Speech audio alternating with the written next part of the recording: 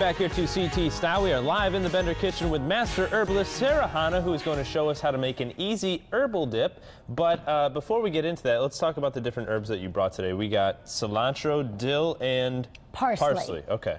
So when we make our dip or marinade, you can use it as either. Your base is going to be spinach, which has a lot of iron in it, and you're going to choose one of the three herbs, or you can mix them or make them separate, whatever you want. Okay. So dill, for instance, is very good for digestive issues. Okay. It helps with gas and bloating, and when you digest foods better, it helps keep your insulin levels more stable and can help if you have a pre-diabetic condition. Okay. If you use cilantro, cilantro is very, very high in vitamin K. Now I know the hip funky thing is to do vitamin D, and there are a lot of benefits to vitamin D, for sure. Yep. But vitamin K is what helps keep our bones very strong, which is important from when we begin to walk and as we age throughout our whole life. So cilantro also, in some studies, are showing that it can reduce tumor growth. Okay. And parsley is specific for the kidneys and the bladder.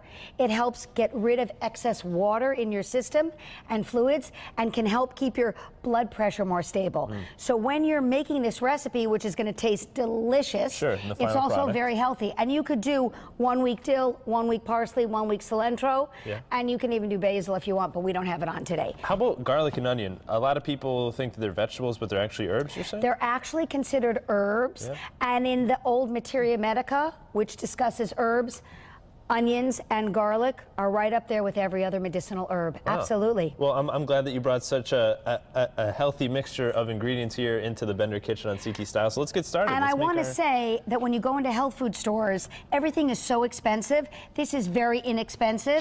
Cheap. And easy to make. And easy to make. Okay, so in your food processor, I would begin by putting in some little spinach. Very good. And then I would take some onions. Now, how much are you putting in? Just I have a recipe on the website. I tend to eyeball it. I mean, 7 kids later, 25 years of cooking, I eyeball it, And then I'm going to put in some garlic. All right. Now I'm going to put in my parsley because I feel like we need to get our bladder functioning here, okay? We definitely do. So now you're going to just put it all in there and smash it. Great. Now I'm going to stop it for a minute, add some spices. I have a little bit of salt. I love the pink salt, it's yum. And I have some garlic, and I have some onion powder and some pepper, because I find that the powder has a slightly different taste than the fresh. Now, how about the pink salt? Is there anything different about that compared to normal?